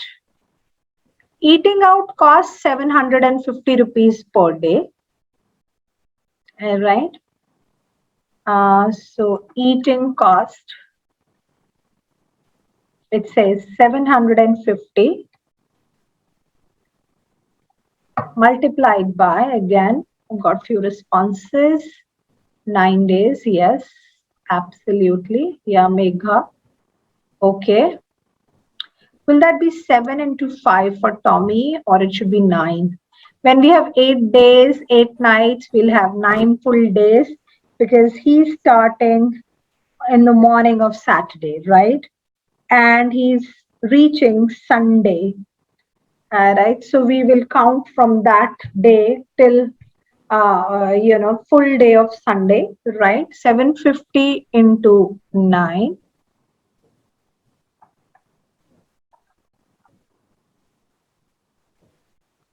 Uh, 6750. It says it doesn't distinguish between Chiplin and Goa. It just says per day. In January, current paid for 6-month car insurance. What should I do with this? How should I include it? When we travel and drive, I think we should include it, ma'am. when he drives, we should include it.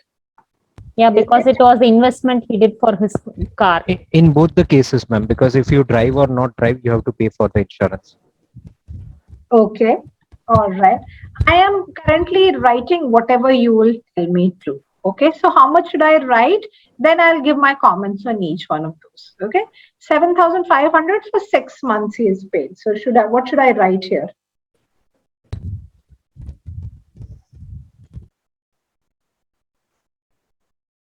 How much should I write?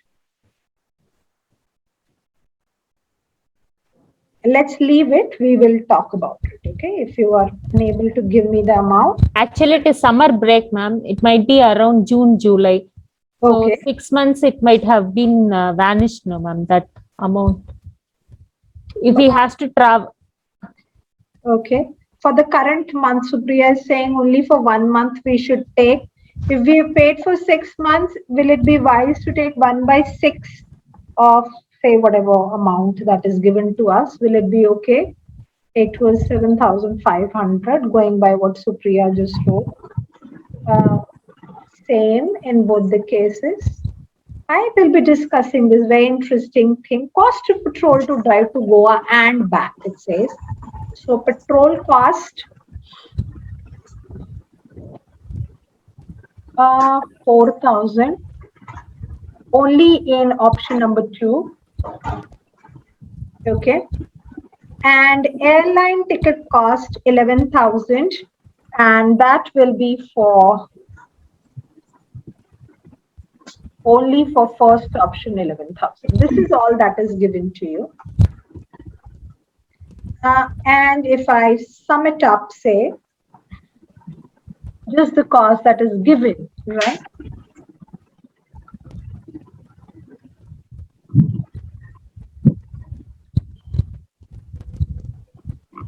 Okay. This is what is coming out, the totals. Okay.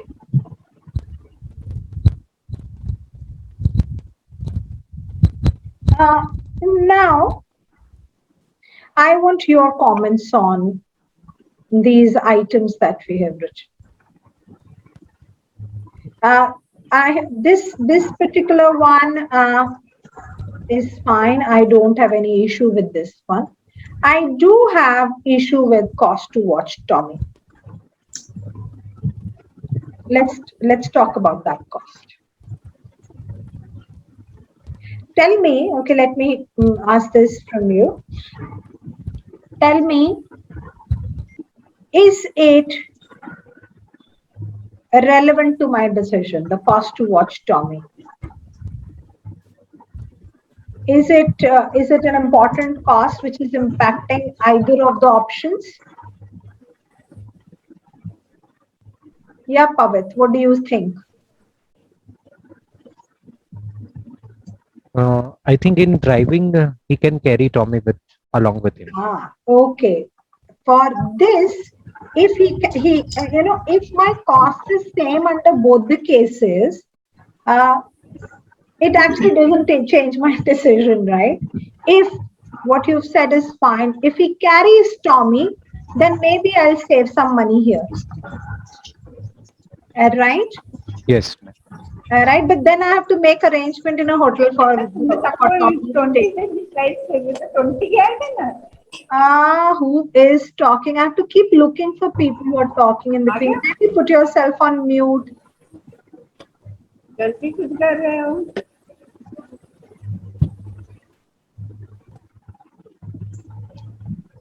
Okay, so in that case, I have to make an arrangement for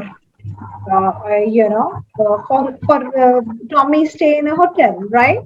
And maybe someone to watch Tommy there. If I don't want to carry my dog everywhere I go in Goa, right? But that's not the option that is given. Option I've been provided is leaving Tommy. Sound coming. Can someone please help me with this?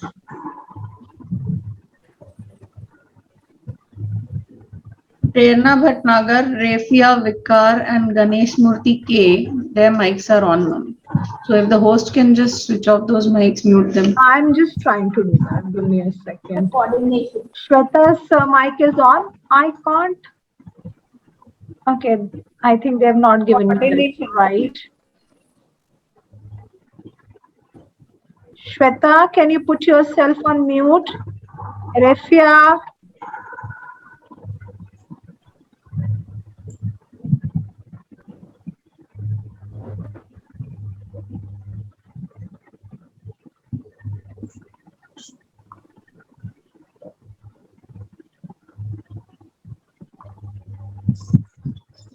I think, have I done it? Okay, now I can. Yes. Okay, I think I put Refia also on mute. Okay, so now when you look at cost to watch Tommy, this is actually impacting both the columns equally.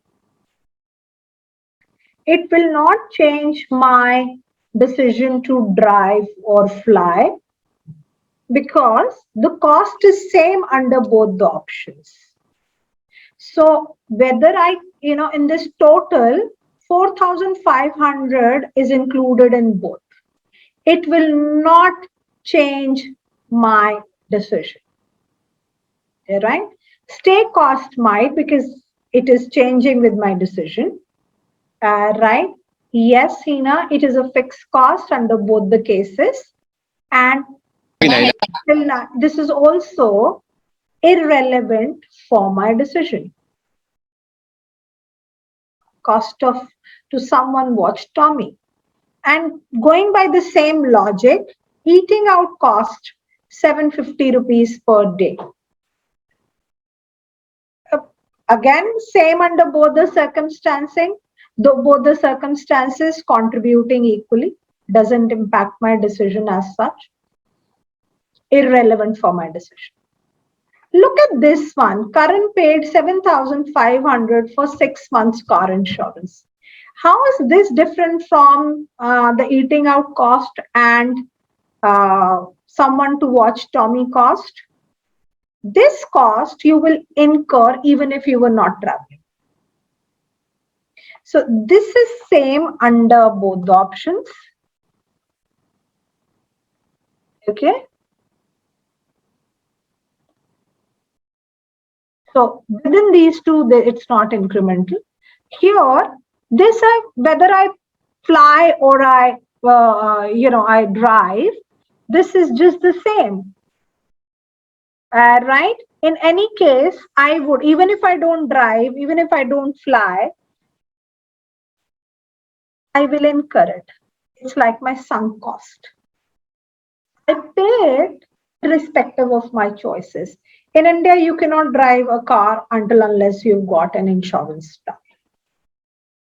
Even if your car is parked in your own home, you're not driving, then also you need to get insurance stuff. So this is also my, irrelevant cost. Doesn't impact my decision. All the three. There's no difference between the two options here. This is sunk cost, right? And then cost to drive to Goa, extremely important, impacts my decision. Airline ticket impacts my decision. So these three, I'm giving red flags because these are irrelevant for my decision, and these two are green. All right. Now, apart from this, the way Pavit has brought into our notice, what if I take, my dog with me? I'll save some money, right? Are there any other points that you would like to bring to my notice apart from this? Yeah, Anuj, you're right, and yes, Hina, you're right. Anything else that you'd like to bring to my notice here? Any other cost that they have not given, but you think that is an important cost?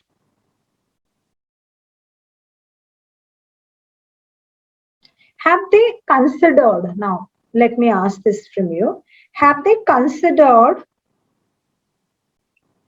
the cost that you incur from airport to the hotel when you're flying, they've not given you that. They've just given you airline cost. So I'm going to write few costs here, which are important for decision making, but have not been given. Right? Yeah, Amudha, I'll take that one also. So let me just take one at a time. One is cost from home and hotel to airport. Not considered, but important. Right? It will impact your this side. I'm just writing x-axis. Right? Cost from another. When you take your vehicle, wouldn't you save a lot of money by using your vehicle to roam around in Goa? Cost of traveling within Goa,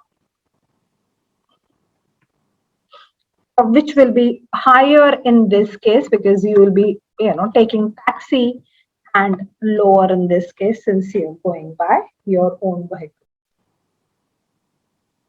All right. What else? I've given you two hints here, two examples. Toll taxes, absolutely. So any toll taxes that you pay, you will incur it over here. Okay, not over there. What else? Give me more. What else can come in here?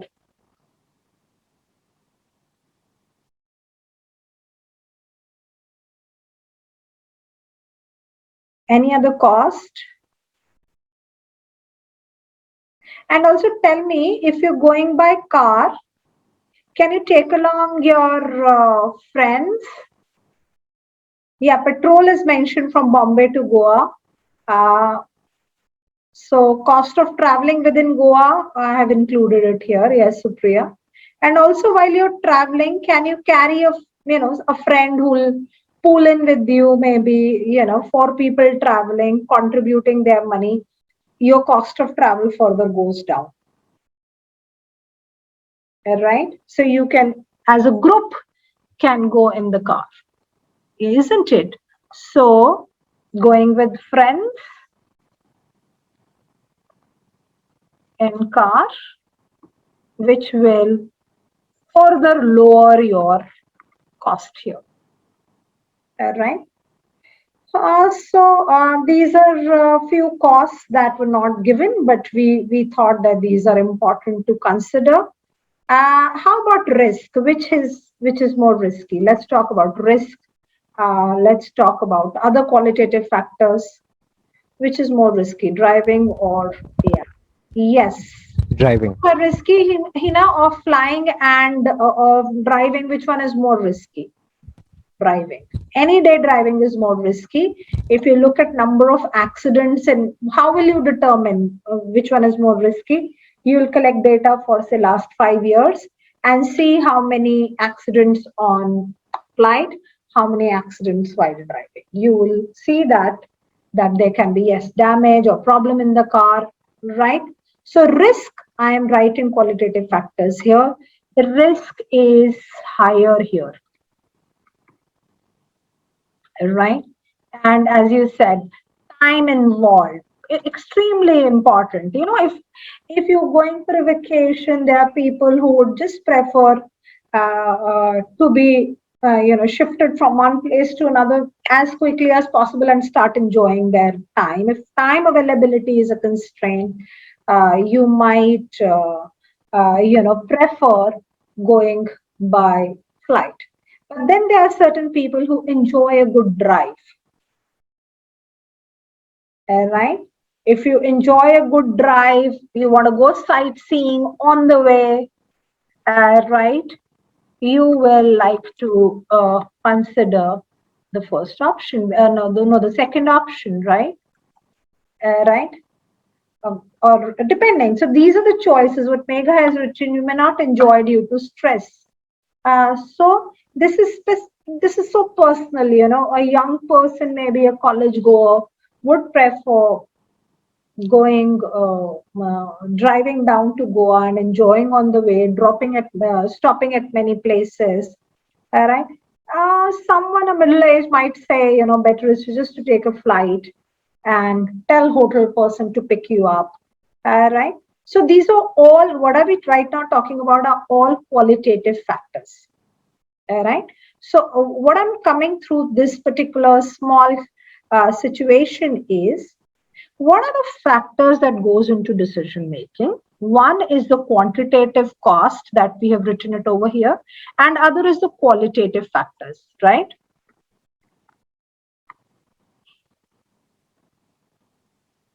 When I talk about this, here I said this is irrelevant, irrelevant, irrelevant, irrelevant. Okay. Z, Control Z, it should be here, irrelevant. This is relevant. So what am I saying through this is, if, now please note, this is going to be the principle that we are going to use for our discussion. We are going to do few cases. What is important for us is, this is all relevant, right? The incremental cash costs. I'm going to write it over here. Incremental, if there is a difference, between the two that we've just written. Future, and it should happen in future. If you have already paid for it, it's historical, it's sunk. You can't change it. Like if you've paid for insurance, you've already paid. The things that you're using is cost of stereo in the car. Totally irrelevant for you. Because you've already spent that money, it will not impact your decision. So I'm writing incremental future cash costs are relevant for decision.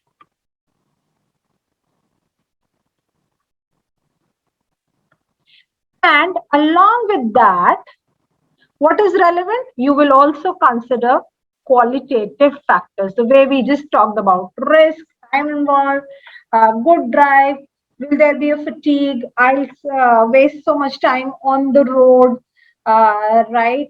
And maybe while driving down, it doesn't suit me, right? There are people who vomit on the streets, all that sight, I don't want to look at it.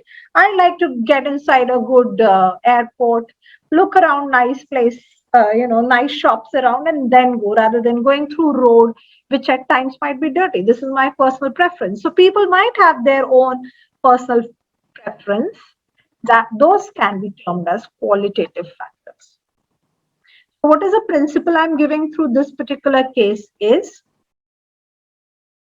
incremental future cash costs are relevant for decision making, along with the qualitative factors. So you will always ignore sunk or historical cost. By the way, do not confuse this with fixed cost. Fixed cost doesn't mean sunk or historical. Sunk means you've already paid for it, like insurance, like I said, money spent on the stereo that you fixed in your car. Already paid for it. It's already sunk. You can't do anything about it. What you should focus on while taking a decision in costing is, you will only focus on what is future, incremental, and cash. It should happen in cash. So depreciation of car, not really relevant. It would in any case happen. All right, that's a sunk cost. That's a non-cash cost. All right. So I'm just going to repeat what I said.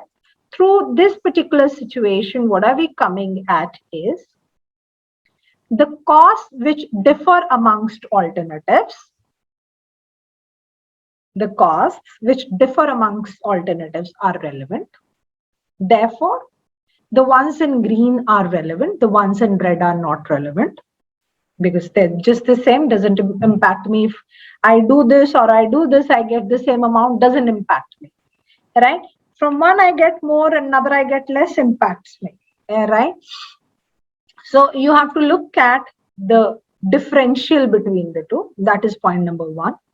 2, it should be in cash, right? Not on not in non-cash terms like depreciation, as I said. It should be future. It should not be historical. Historical, what has happened has already happened. You can't change it. So we'll focus on future incremental cash costs while taking decision, which is relevant for us.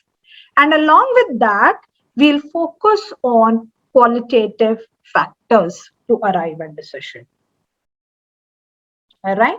Now what we're going to do is we'll focus on these factors and we'll work on many cases, small cases, make versus buy, right, pricing decision, all of that in a shorter run using this principle, right?